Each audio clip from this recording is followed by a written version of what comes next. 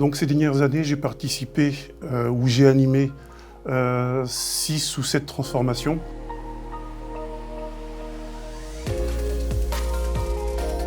Ce que je constate en fait, même si chaque entreprise est particulière et a ses singularités, on peut remarquer en fait que systématiquement dans ces transformations, on se retrouve toujours face aux mêmes typologies d'erreurs, donc de choses à ne pas faire.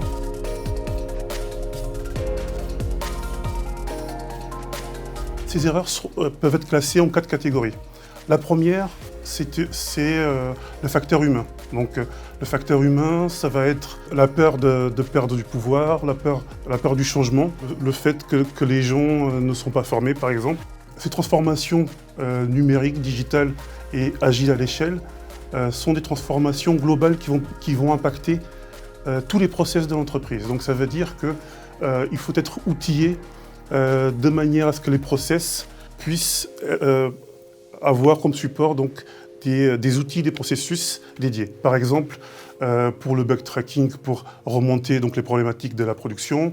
Par exemple, des CRM pour avoir donc, le recueil des problématiques des clients, par exemple. La mise en place aussi d'outils techniques, par exemple, comme du DevOps, qui vont créer une certaine continuité entre le monde du développement et le monde de la production.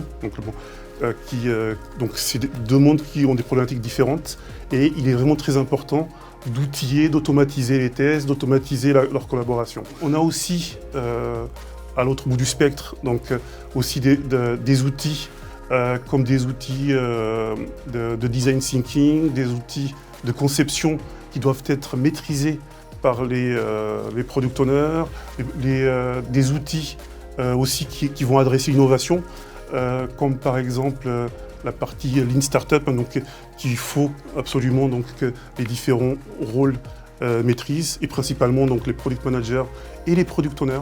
Donc, ils doivent être en maîtrise, ils doivent comprendre pourquoi on fait les choses, comment et avec quels moyens. On a aussi donc le troisième item, c'est donc la mise en place d'un dispositif d'accompagnement de la transformation.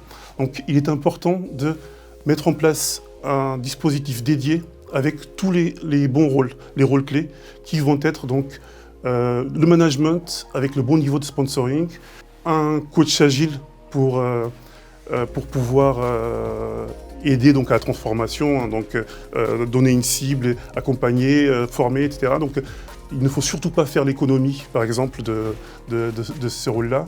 Et surtout faire attention, une transformation qui se fait sans le management est une transformation qui échouera à coup sûr.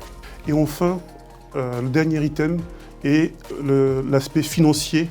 Donc il est très important d'être conscient donc, dès le départ qu'une transformation va impacter toute l'entreprise et donc aura un certain coût. Bon, c'est plutôt un investissement parce que d'expérience, quand on met en place ce type d'organisation, c'est des organisations qui mettent 6 mois, 9 mois, des fois 1 an à se mettre en place, à produire donc les effets. Les études montrent en fait qu'une fois qu'on finit une transformation, on peut avoir des gains de productivité et d'efficacité qui peuvent être de plus 150 ou plus 300%. Donc même si il y a un investissement d'une certaine somme à mettre sur la table au début, normalement le ROI est largement positif en sortie de transformation.